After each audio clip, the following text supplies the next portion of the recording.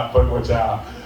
Hey man, I'm gonna go ahead and bring up the next comedian. Hey man, this dude right here, very, very clever dude. When I first saw him, I thought he was Triple H. Give it up for my boy, Randy Roberts.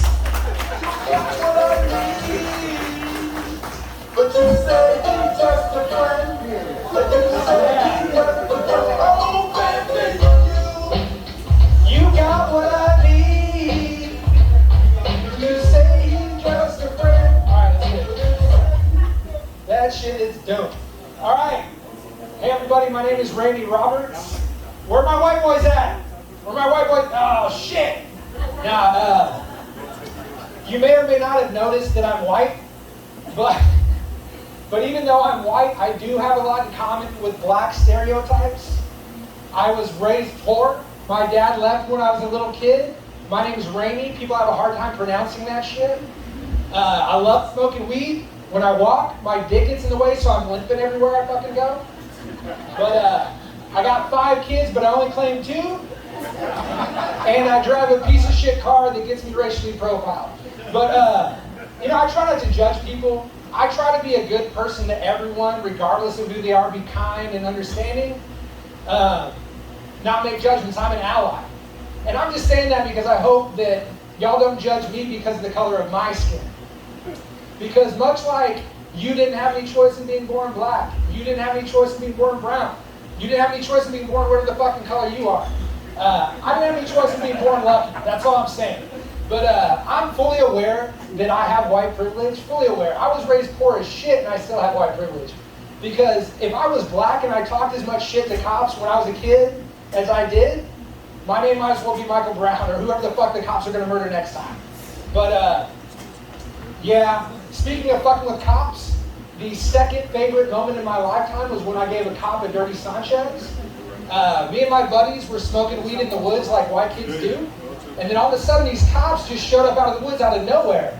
My buddy threw the pipe, but my other buddy still had weed in his pocket, so we're getting nervous. They're searching us one by one. They search my first friend, they don't find the pipe because he threw it, but they tell him, hold your hands together like you're praying. And they smelled his hands. And they said, your hands smell like weed. And so they're gonna search me next, so I gotta think of something quick. So real quick, I start digging in my ass. Like I'm searching for that last balloon of heroin or some shit. And when the cop leans in to smell my fingers, I just ever so slightly lean forward and I brush his mustache with my hand. Ah! Ah! Ah! The look of fucking terror on this cop's face, man. Let's just put it this way. He didn't want to figure out what my other buddy's hands smelled like, so he just fucking let us go and he never found that weed. But speaking of loving to smoke weed, I don't know if y'all heard this recently, a day or two ago, that Olympic sprinter, Sha'Carri Richardson, just got banned from the Olympics for smoking weed. How the fuck are you going to ban somebody from running for smoking weed? If anything, she deserves a fucking head start, right? I mean, if I'm smoking weed, I can't walk my dog to the end of the driveway and back. It's not a fucking performance-enhancing drug. But, speaking again of white privilege, Bill Cosby, just a couple days ago also, he just had his rape conviction overturned and he got let out of jail. Whoa! And I'm not saying that Bill Cosby was experiencing white privilege because he got away with rape, because he's rich and famous. I'm saying that those women he raped were lucky and should feel privileged that they were raped by one of the best comedians of all time. That's all I'm saying. We grew up poor. When I was a kid, we had a piece of shit car. The headliner would fall down, and we had the windows down because we didn't have air conditioning, so the headliner would be flapping in the wind. Little pieces of foam would be falling off the roof onto our shoulders. So we'd get out of church wearing our Sunday best, just sweating our shit off. Black foam all over our fucking shirts, looking like God's little broke dicks that he loves slightly less than the kids in the BMW.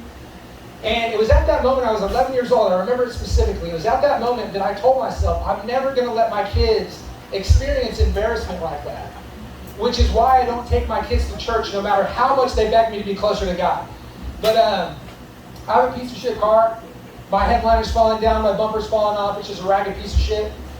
And I actually got racially profiled in Alamo Heights because of this car. I was driving through Alamo Heights, I used my blinker, I got over, and the cop pulled me over. I said, I used my blinker. He said, you didn't use it soon enough.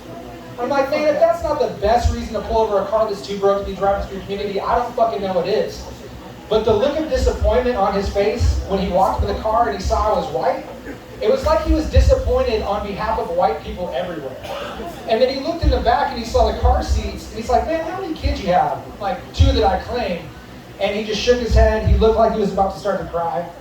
He said, man, I'm not gonna write you a ticket. Here's $20, go fucking deal with yourself. And on that note, guys, my name's Randy Roberts. You ready for the Rosales brothers? All right, thanks a lot, guys. Randy Roberts, thank you.